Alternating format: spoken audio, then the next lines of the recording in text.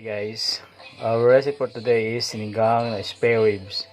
Meron po tayong kangkong, okra, tomato, radish, and sitaw at onion. As you can see, wala po tayong bawang dyan. Wala rin kayo nakikitang talong. Kasi ayoko ng talong. Actually, nailaga ko na yung ating spare ribs para malambot na siya mamaya at magigisa na lang tayo. At i-wait natin po ang kanyang finished product, sinigang na spare ribs. So guys, lalagay ko na ang onion. Kailangan natin siyang igisa. Igisa lang ng isa. Halu-haluin. Hanggang sa mahilo ang sibuyas. Kung guys, nakikita nyo walang bawang.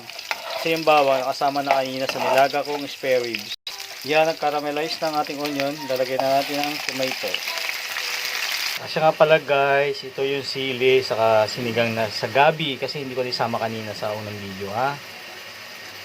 Lagi yung tatandaan guys, para mas masarap ang sinigang nyo, na nailagan nyo na, kailangan siyang igisa sa kamatis para manuot ang kanyang lasa.